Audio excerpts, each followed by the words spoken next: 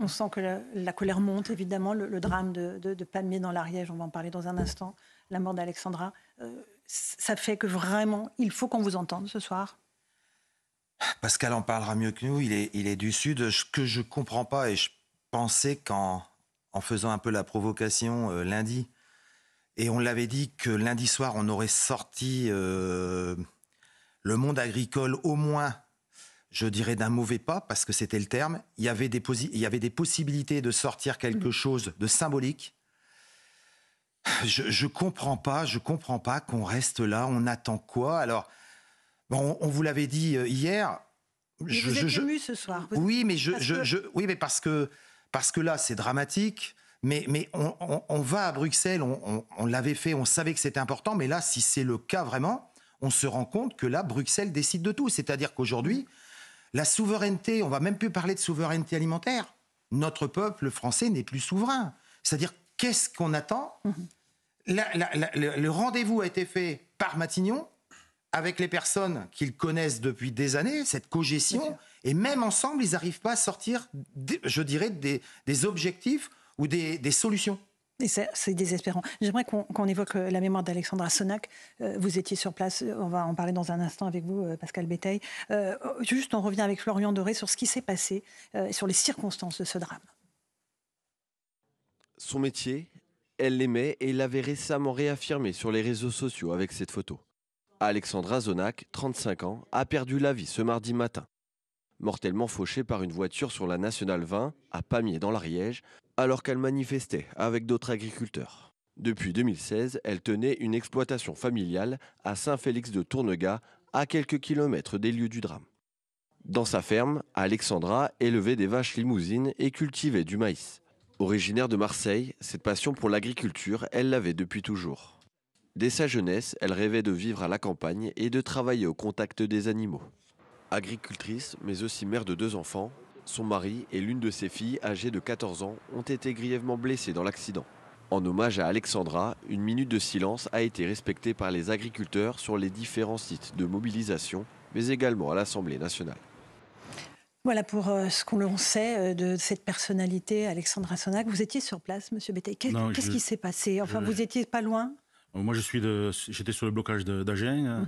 On a appris ça ce matin. Moi, c'est dramatique. On ne sait pas ce qui s'est passé. C'est un accident. C'est des idiots. Si on fait ça, c'est des idiots. On ne fonce pas sur un barrage. Voilà, je ne sais pas plus. Mais c'est lamentable. C'est dramatique. C'est dramatique et c'est irréversible, quoi. Bien sûr. Louis Dragnel, est-ce que l'on en sait plus sur les occupants de cette voiture qui a fauché donc Alexandra Sonac? Oui, 3 personnes de nationalité arménienne, donc un couple et une amie du couple. Et donc les 3 étaient visés par une obligation de quitter le territoire français. Ils avaient fait une demande d'asile en 2022, une demande qui avait été rejetée. Puis ils ont fait plusieurs recours devant les juridictions administratives. Ils ont encore une fois été déboutés, donc à l'automne 2023, il y a quelques semaines seulement. Une obligation de quitter le territoire français a été prononcée contre les 3 personnes qui occupaient le véhicule. Donc cette obligation de quitter le territoire français n'a pas été exécutée. C'est la raison pour laquelle ces 3 personnes se trouvaient encore sur le territoire national. Mais il n'y avait pas d'intention de foncer dans ce barrage. C'est le procureur. Il y a eu effectivement une conférence de presse du procureur de la République tout à l'heure et qui a expliqué que, en tout cas d'après les éléments dont il dispose, il n'y a aucune intentionnalité de produire cet accident et encore moins de donner la mort. C'est la raison pour laquelle on parle pour l'instant d'homicide involontaire. Monsieur Béteille, encore une fois, comment c'est possible ce genre de choses? C'est sécurisé. On imagine que vous faites attention, les agriculteurs, quand vous faites des barrages, vous mettez des bottes de paille. Tout est signalisé, encadré par les forces de l'ordre. Voilà, tout est encadré par les forces de l'ordre. Il y a un service de sécurité, même des agriculteurs, tout est organisé. Comment ils se sont retrouvés face à cette voiture? Je ne sais pas. La voiture n'a rien à faire là. Le barrage s'était coupé, la route était coupée. Ils ont dû faire quelque chose qu'il ne fallait pas. Ça, c'est clair et net. C'est clair et net. Ce qui est lamentable, c'est qu'une fois de plus, ça tombe sur des gens qui ne devraient plus être sur le territoire. Et là, on peut dire quand même que les politiques sont responsables. C'est eux les responsables. À un moment donné, il va falloir qu'ils assument leur légèreté, quoi. Sur tous les plans. Sur tous les plans. Mais ça, c'est le pire. Quand il y a une fille qui est morte, quoi. C'est lamentable. Éric Revel, on est face à cette situation. Les barrages qui se multiplient, les blocages se multiplient. Les agriculteurs ne veulent pas en rester là. Ils ont des doléances extrêmement précises. Marc Fesneau, le ministre de l'Agriculture, arrive sur place à Pamiers dans quelques instants. Est-ce qu'il y a une porte de sortie? Il y a une solution négociée possible ou pas? Le gouvernement est dans l'obligation de trouver une porte de sortie. Alors maintenant, je ne sais pas si elle satisfera, si elles seront à la hauteur de vos attentes, des différents syndicats d'agriculteurs, mais si vous voulez, ce qu'on a du mal à comprendre, et je rejoins un peu votre point de vue, c'est que quand il faut autant de temps pour trouver des solutions et les proposer à la négociation, deux choses l'une. Ou bien vous ignoriez quel était l'état du malaise des agriculteurs, et ça c'est un aveu politique dramatique, ou bien, et l'un n'exclut pas l'autre, ou bien vous êtes obligé d'aller d'abord effectivement à Bruxelles, demander si on peut proposer ceci ou si on peut proposer cela, ce qui prend un peu plus de temps que de décider seul à Paris, mais là ça veut dire que la souveraineté alimentaire française est remise en cause, et pardonnez-moi, c'est l'arme absolue. Pour moi, il y a deux armes dans l'histoire d'un pays, il y a l'alimentation et la démographie. Eh bien, si vous n'êtes plus souverain en matière d'alimentation, c'est-à-dire vous êtes obligé de demander à Bruxelles qu'est-ce que vous pouvez faire comme concession financière vu le plan vert qui est sur la table, qui est en négociation, est-ce que vous ne pouvez pas faire? Ça veut dire qu'en fait, on n'a plus notre sort entre nos mains. Et ça, c'est un sujet qui devrait intéresser tous les Français. Patrick Legras. Non, ça, oui, mais il y a des choses fortes. Je pense que c'est un problème aussi, je vais être brutal, mais d'ego. Il y a des lois qui ont été faites, imposées, ces derniers mois, ces dernières années, par le gouvernement actuel. Je pense qu'il y a une volonté de ne pas faire marche arrière. Quand je vois notre ministre de l'Agriculture, que j'ai vu en rentrant, s'énerver autant et qui parfois disent « vous vous énervez trop », je pense qu'aujourd'hui, l'énervement, il n'est pas du côté des agriculteurs. L'énervement, il est sur des gens qui, tout doucement, avec la négociation faite des responsables, je ne dis pas de la FNSEA, mais des responsables, ont amené cette crise. La crise, elle n'est pas venue du jour au lendemain. Oui, là, elle est visible du jour au lendemain. Mais ça fait des mois, des années. Je vais prendre un exemple que j'avais oublié. Aujourd'hui, il faut savoir qu'à partir de cette année, on va avoir des satellites qui vont regarder nos parcelles tous les 3 ou 4 jours. Cet argent-là, il n'a pas été voté par Pierre-Paul Gérard. Mais pourquoi ils vont regarder vos parcelles? Il faut leur demander à vos politiques. Pourquoi on fait ça? Mais pourquoi? Alors, ce sont les vôtres aussi, hein. On commence. Mais non, vous êtes électeurs aussi. Non, mais aujourd'hui, c'est-à-dire que si on le fait aujourd'hui, parce qu'on va aller jusqu'au bout, si on le fait sur des champs, mais pourquoi on ne le fait pas sur les hommes? C'est-à-dire qu'aujourd'hui, tout ce qui a été fait, ça a bien été négocié avec M. Rousseau ou Mme Lambert, qui aujourd'hui est responsable européenne. Donc aujourd'hui, tous ces gens qui s'effarouchent de ce qui se passe. Ça, c'est vos leaders syndicaux, visiblement, vous ne les portez pas dans votre cœur. Oui, mais j'entends. Non, mais aujourd'hui, tous ces gens-là, nous, on nous a pas demandé. On a été évités. Aujourd'hui, vous pensez que demain, les gens ils vont être contents. Vous ne voyez pas l'argent que ça coûte de passer sur les champs et de dire, tiens, on va prendre tous les 3 ou 4 jours pour savoir ce qu'on fait. Donc aujourd'hui, faire marche arrière, c'est pas possible. C'est une volonté politique. Ce n'est pas possible de leur part. J'entends. Voilà. Monsieur Béteille, quand vous entendiez votre collègue tout à l'heure à Agen qui dit c'est nos triples là. Oui. Sur, j'étais hier soir à Agen avec lui. Il sera encore cette nuit là-bas et je pense que la prochaine nuit aussi. Mais bon, en plus, en apprenant la mort de cette dame, je pense que ça a amplifié l'émotion. Bon. Mais la situation actuelle de l'agriculture, on en est là. Monsieur Attal arrive au pouvoir, on va prendre 10% sur l'électricité. Ils ont fait l'accord pour de taxer le GNR. Ça, ils devraient l'enlever de suite, ne plus en parler. On fait venir maintenant les produits laitiers de Nouvelle-Zélande. Comment ça peut arriver ça? Notre profession, nos syndicats, M. Rousseau, où c'est qu'il est? Il a été d'accord. Ils ont signé les accords. Plus le reste, qu'on ne sait pas. Donc vous vous sentez doublement trahi? Mais moi non, parce que je ne suis pas à la FNSEA. Mais les gars qui sont avec nous, parce qu'il y a des gars de la FNSEA qui sont avec nous, le Tégaronne. À Pamiers et à Toulouse, ce sont des gars de la FNSEA. Ils sont restés sur les camps, alors que leurs dirigeants voulaient arrêter les manifs. Et Rousseau, où c'est qu'il est? Donc ça veut dire que la base, elle déborde complètement. Bien sûr. Les syndicats. Un dernier mot, Louis Dragnel. Vous vouliez parler des écologistes, voilà. Non mais, parce que moi j'entends votre colère, mais qui est le responsable selon vous? Il n'y a qu'un. Non mais ou quel mouvement politique? Parce que tout ça, en fait, c'est pas le fruit du hasard. C'est un enchaînement de décisions politiques de gens notamment qui ont, au nom de la transition écologique notamment, ont tout fait pour vous empêcher de travailler, de vivre de vos revenus. Oui. Et moi, j'y vois, en fait, il y a deux responsables politiques. Il y a les ultra-libéraux d'un côté qui considèrent que peu importe la qualité du produit, la souveraineté, c'est pas très important. Et si on peut avoir des poulets moins chers de Nouvelle-Zélande ou d'ailleurs, c'est plutôt mieux que de produire des poulets français. Et effectivement, de l'autre côté, l'écologie politique qui, prétendant défendre la nature à votre place, a fini par vous tuer. En face de vous, vous n'avez pas des parleurs ou des hommes politiques qui ont été briefés pour vous convaincre. Aujourd'hui, vous avez des gens qui parlent avec leur tripes, vous l'avez vu. La personne sur le barrage qui en est malade, parce qu'évidemment, on fait des choses pour se battre. En arriver à voir le décès de quelqu'un qu'on a motivé, je me doute que ça doit être épouvantable pour lui. Aujourd'hui, tout ce dossier, c'est pas nous, les beaux parleurs, qui nous avons promis monts et merveilles, comme la personne avant, que ça va aller, l'écologie, laisser reposer des sols. Mais nous, on est là pour nourrir les gens. Au meilleur coût, d'accord, mais avec un produit de qualité. Pourquoi on insiste sur les importations sans normes? C'est pas nous, c'est bien les gens qui font venir les marchandises. C'est pas nous, producteurs, nous, on veut les Bien vendre. sûr, mais personne ne vous accuse. Donc, non, mais il y a bien des responsables de cette situation. Aujourd'hui, je pense que les responsables se connaissent, vous les connaissez. Nous, on n'est pas là. Nous, tous ces responsables, c'est le passé. Ça ne nous intéresse plus. Nous, ce qu'on veut, c'est aujourd'hui et demain. Et arrêtez de nous baratiner. Ça, on veut pas de baratin, on veut des faits. Allez, c'est tout. Petite pause, on vous retrouve dans un instant dans Punchline sur CNews et sur Europe 1. On écoutera, Gabriel Attal. Il s'est exprimé cet après-midi à l'Assemblée nationale. Et il parle des enjeux. Il dit qu'il veut parler sans tabou. Et bien, on va parler avec lui. À tout de suite. 18h18, on se retrouve en direct dans Punchline sur CNews et sur Europe 1. Tout de suite, on part à Pamiers, dans l'Ariège, où se trouve Stéphanie Rouquier. Stéphanie, le ministre de l'Agriculture, Marc Fesneau, doit arriver d'un instant à l'autre pour évidemment rendre hommage à Alexandra Sonac.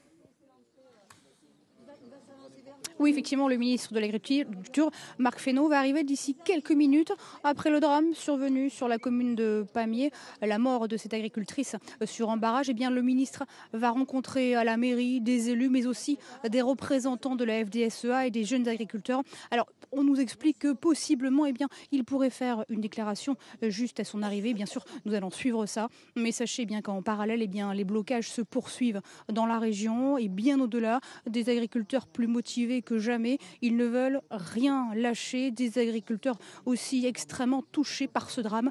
Ils nous expliquent qu'ils veulent poursuivre leurs actions en hommage à leur collègue Alexandra qui a perdu la vie sur un barrage. Merci Stéphanie. Vous revenez vers nous évidemment si Marc Fesneau arrive. Monsieur Béteille, vous avez des enfants qui veulent reprendre votre exploitation. Est-ce qu'ils ont encore envie, vos enfants? Comment? Ils ont encore envie, Oui. de se lancer dans ce métier si difficile, si Ça, dur? il y est. Pardon? Il est dans le bain, ça y est. Depuis 4 ans, il est avec moi, il y est dans le bain. D'accord. Il a fait ses... Et il a quel âge? 24 ans. 24 ans, ok. Donc ça y est, la relève est là. La relève est là, bien sûr. Il y en a d'autres. Hein. Il a fait ses opérations foncières, acheté des foncières, ses voisins sont partis à la retraite. Donc il y est là, hein. Avec les emprunts, les cautions, les banques, et on y va. Mais qu'est-ce que vous allez leur laisser? C'est ça, Patrick Legras aussi. Vous avez aussi des enfants qui veulent reprendre? Mon fils qui est installé avec moi. Alors, il s'est installé aussi jeune, mais il commence à se poser des questions parce que les banques ont du mal à suivre, le contexte c'est compliqué, les conditions climatiques, on l'a vu cette année, il y en a eu, en fait très sec, nous on a eu jusqu'à 2000 mm, c'est-à-dire 2 mètres cubes d'eau, 2 mètres d'eau sur les terres. Voilà, on a déjà un métier complexe, on a un métier déjà stressant, et l'administration a décidé, par idéologie, de nous remettre un peu plus de stress. Et ça, c'est ce que je disais hier, puisqu'on a perdu un copain Eric. Les gens le supportent de moins en moins bien, mais ça se voit pas. Il s'est suicidé, vous nous l'aviez dit hier. Hein. Il y en a deux par jour. Il y en a qui se sont moqués en disant que c'était... Eh ben, je vais vous dire, pour vous dire que j'étais proche, c'était quelqu'un qui avait travaillé à la ferme de mon père. D'accord. Voilà. Qui a pu se moquer de lui? Parce que les réseaux, c'est ça. C'est-à-dire, on fait ça pour dire, on fait du sensationnel, pour défendre, pour faire de l'audimat. Mais je trouve ça dégueulasse. Mais c'est tout, il faut vivre avec, il faut se blinder. De toute façon, si on est là, par rapport à tout ce qui se passe, c'est parce qu'on fait partie des mecs blindés. Parce qu'on nous a cassés, Mais c'est normal, mais on fait partie de quelques-uns où on est blindés. Mais aujourd'hui, la jeunesse est beaucoup plus difficilement costaud, rustre qu'on peut l'être, parce que c'est notre éducation qui a fait ça aussi. Mais les gars qui se suicident, il n'y a vraiment plus aucune option? Ils se disent c'est la seule façon que je puisse mettre les miens à l'abri? Non. J'en ai un autre, le dernier qui était aussi un beau-frère de mon voisin et de ma voisine. Il s'est suicidé le lendemain qu'il a vu le film sur l'agriculture. Et c'était un gars, je peux vous dire, c'était un battant. C'est pour ça, ce qui se passe, non, c'est pas des gens qui avaient des problèmes, mais il y a un moment, et tous, ça nous est arrivé en agriculteur, je peux le dire, et tout le monde se reconnaîtra. Il y a un moment, on se dit, mais est-ce que je tourne rond? Est-ce que c'est moi qui vais bien? Ou est-ce que c'est le système qui ne va pas? Et si vous faites le mauvais choix, ça tient tout. Il y en a, je suis certain qu'il y a des centaines ou des milliers qui ont risqué ça, qui se sont dit, est-ce que je tourne rond? Alors, on va peut-être écouter Marc Fesneau, ministre de l'Agriculture à Pamiers dans l'Ariège. Nous avons souhaité venir ici d'abord pour témoigner de l'émotion de la nation, l'émotion du gouvernement, du président et du Premier ministre face au drame qui est arrivé ce matin et qui a malheureusement fauché la vie d'une jeune femme. Et je pense à sa fille qui est en grand péril, je pense à son époux, lui aussi. Et donc c'était aussi pour témoigner de ça auprès du monde agricole et du drame qui nous touche tous, qui les touche eux d'abord, dans leurs revendications, dans ce moment où ils veulent exprimer un certain nombre de choses. Et donc c'est la première chose que je suis venu faire ici à Pamiers. Je ne voyais pas, je n'imaginais pas ne pas dire à la profession agricole, au nom de la nation et à la nation, c'est pas que le gouvernement, c'est nous tous. Ça s'est exprimé cet après-midi à l'Assemblée nationale. Je crois qu'il y a beaucoup d'émotions dans le pays. Cela. Et puis une deuxième chose, évidemment, c'est dans ce moment de crise particulier, on est à l'œuvre avec le Premier ministre, avec le Président de la République pour apporter des réponses dont j'entends qu'elles soient concrètes et rapides pour un certain nombre d'entre elles, même s'il y a des choses qui peuvent prendre un peu plus de temps. Mais les agriculteurs, ils ont besoin de renouer la confiance, non seulement avec leurs gouvernants, mais ils ont besoin de renouer la confiance avec la société, avec la chaîne alimentaire. Enfin bref, le moment qu'on traverse est un moment de crise de défiance. Le monde agricole, il nous dit écoutez-nous, regardez-nous, faites attention à nous. Et c'est la sédimentation de ce que peut-être nous n'avons pas su percevoir les uns et les autres. C'est la sédimentation de dizaines d'années, parfois de choses. Et je prends ma part, et nous devons chacun prendre notre part sur le sujet. Il faut regarder les choses avec modestie. Et c'est ça qui est devant nous. Le Premier ministre s'est engagé, et le redira dans les heures qui viennent ou dans les jours qui viennent, à apporter une réponse rapide, c'est-à-dire d'ici la fin de la semaine sans doute. Première réponse rapide, et puis une temporalité sur les autres sujets sur lesquels il faut qu'on avance. Il y a un certain temps que je suis engagé dans la vie publique, ça fait 25 ans que sur ces sujets-là, j'entends parler de simplification. Je l'ai vu comme élu local, je l'ai vu comme responsable politique. Maintenant, il faut y aller. Maintenant, il faut que ça change. Et donc voilà les deux choses que je venais faire aujourd'hui, ce que je vais faire à l'instant à la mairie de Pamiers, en remerciant les élus d'être présents et les agriculteurs qui sont très touchés par ce drame. C'était une jeune femme qui était très engagée, très dynamique. Je vais faire ces deux choses-là cet après-midi ici à Pamiers, et puis après nous mettre à l'œuvre très rapidement. On a commencé évidemment à le faire. Il y avait des choses qui étaient prévues d'ailleurs dans le projet de loi qu'il nous faut étoffer, dans le pacte qu'il nous faut étoffer pour répondre à cette détresse et cette colère. Merci beaucoup. Les agriculteurs sur les barrages. Voilà donc pour Marc Fesneau, votre ministre de l'Agriculture, Patrick Legras. Je vous ai entendu lever les yeux au ciel pendant qu'il parlait. Enfin, je vous ai vu surtout lever les yeux au ciel. Je vous ai entendu soupirer. Comme j'ai dit, la coordination, ça fait 30 ans qu'on dit que ça ne va pas depuis le début de la PAC. Comme je répète, et je le répète à chaque fois, la PAC, les aides, on n'en voulait pas. On a fait ça à l'époque pour que les prix pour le consommateur restent bas. Quand je vois ce qui se passe en électricité, je vais rester correct en disant que c'est du foutage de gueule parce qu'aujourd'hui... La hausse de 10%? Ben oui, on met 10% sur l'électricité, mais on ne va pas mettre 10% sur la nourriture. Il faut m'expliquer pourquoi. Parce que d'un côté, ça rentre dans les poches de l'État et de l'autre côté, ça rentre dans les poches des agriculteurs. Ça va être difficile à expliquer. Moi, je dis aujourd'hui, haut et fort, et Pascal l'a dit, si jamais ça attend la fin de semaine, ça va mal finir bien plus vite. Je l'ai déjà dit lundi, je le redis aujourd'hui. S'il faut 8 jours aujourd'hui pour un ministre, un Premier ministre et un président français avec les pouvoirs, avec l'ensemble des politiques derrière eux pour aider les agriculteurs, s'il lui faut 8 jours, il faut changer de métier. C'est-à-dire l'aide la plus rapide, ce serait... Il faut aujourd'hui la coordination, ma présidente Véronique Le Floch, le secrétaire général, et sont aujourd'hui en rendez-vous, ça fait déjà un moment. Je pense qu'il faut qu'aujourd'hui, ils puissent dire au moins quelque chose pour détendre.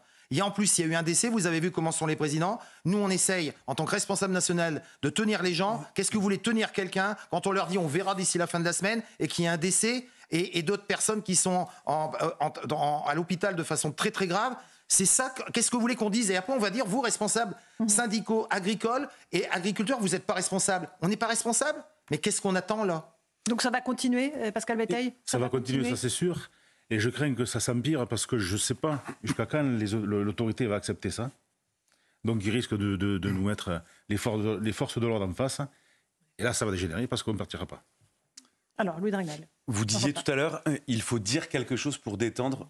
Qu'est-ce qui pourrait détendre aujourd'hui Je me répète, lundi, j'ai dit, parce que c'est un souhait, le GNR, c'est tout simple. On lâche sur le GNR.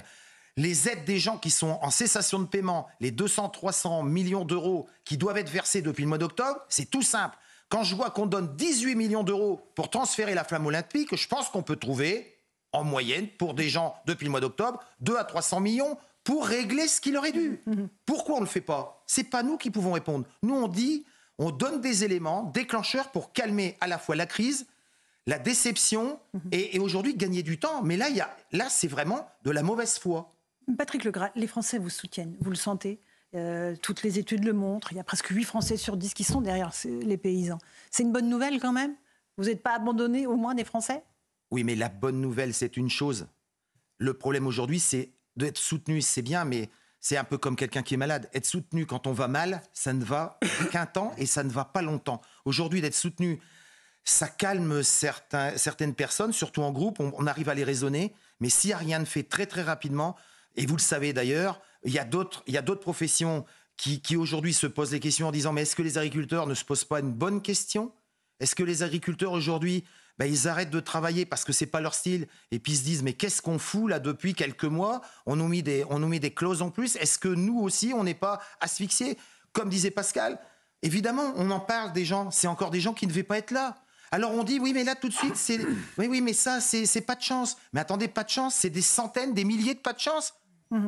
Rachel Kahn, vous voulez poser une question à Patrick Oui, je voulais Legras poser une question qui Bétail. était un petit peu en écho avec la vôtre, Laurence. C'est effectivement, on a beaucoup parlé de l'Europe, on a beaucoup parlé des dirigeants, de l'État. C'est vrai que lorsqu'on a certains députés, notamment à l'extrême gauche, qui ne font que de se mobiliser sur des pays étrangers, notamment sur le Hamas et Gaza, on se demande quelle est leur responsabilité aussi. Aujourd'hui, ils se découvrent fervents défenseurs de l'agriculture alors qu'il y a 80% de leurs tweets qui concernent pas du tout notre territoire. C'est un peu gênant. Je voulais juste vous demander, en tant que citoyen, nous, quelle est notre part de responsabilité aussi pour vous accompagner?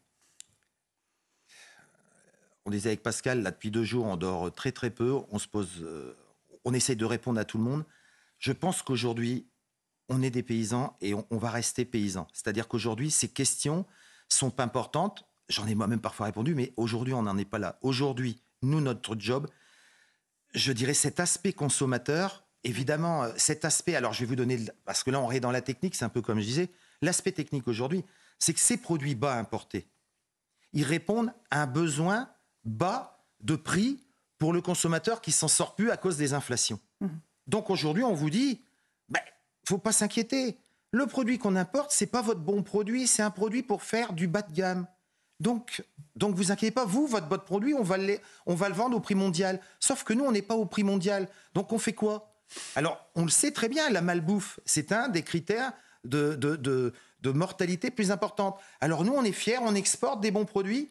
Et puis nous, nos agriculteurs qui produisent des bons produits, ils vont pas être consommés par nos enfants, par les gens de notre patrie. Parce qu'on n'a pas les moyens.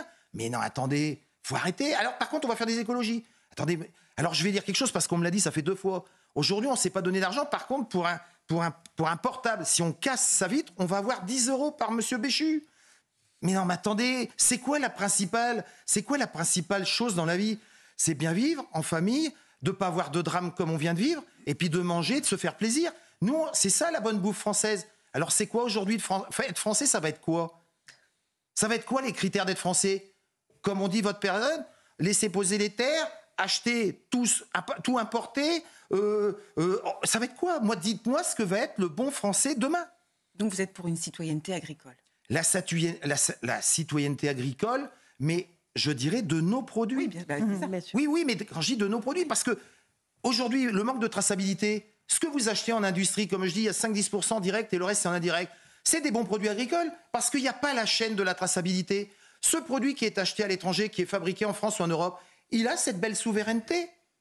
Et ça, par contre, ça dérange personne. Patrick Legras, on repart sur le terrain. Mathieu Devez et Sacha Robin sont sur l'autoroute A16 dans l'Oise. Mathieu, une mobilisation des agriculteurs autour de vous qui va durer au moins jusqu'au bout de la nuit, c'est ça ? Effectivement, chère Laurence, la nuit est tombée ici dans l'Oise et pourtant nous avons toujours une cinquantaine de tracteurs et une centaine d'agriculteurs qui restent mobilisés ici à Beauvais. Nous sommes précisément sur l'A16, une autoroute bloquée depuis 10 heures ce matin dans les deux sens de circulation et autour de nous des agriculteurs déterminés bien sûr et surtout en colère. C'est vraiment le sentiment qui prédomine ici. Ils souhaitent durcir le ton au sujet des normes qui leur sont imposées. Aujourd'hui, nous disent-ils, un agriculteur passe presque autant de temps à faire son boulot qu'à remplir ses papiers. Les charges explosent et les revenus baissent. Alors dans ce contexte, certains agriculteurs vont passer la nuit ici. Et demain, en fin de matinée, ils prendront la direction de Paris pour faire pression, nous disent-ils, sur le gouvernement et avanceront vers la capitale tant qu'il n'y aura pas d'annonce concrète de la part de l'exécutif. Merci Mathieu Devez, Sacha Robin. Vous allez monter sur Paris, Monsieur Béteille, avec vos collègues, ou vous restez chez vous? On voit au jour le jour, de toute façon. Au jour le jour. On ne peut pas laisser tomber Agen non plus. Bien sûr. Monsieur Legras, dernier mot. Vous êtes au courant, demain on va à Bruxelles, parce que, comme dit un collègue du Sud, parce qu'ils ont l'accent qui fait passer mieux les mots, je pense que ceux qui ont les couilles, ils sont à Bruxelles. Voilà, donc demain on va à Bruxelles, on va se donner cette journée pour réfléchir. Je pense que le retour de Bruxelles, avec les échanges et les eurodéputés, les commissions, il y a beaucoup de monde qui va venir. D'ailleurs, même on ne gérera pas tout, parce que toutes les heures, on a plus de monde qui vont venir justement au Parlement européen. Je pense que le débrief, comme j'ai dit, il sera fait demain soir ou jeudi matin. Et j'espère que d'ici là, le gouvernement aura pris ses responsabilités.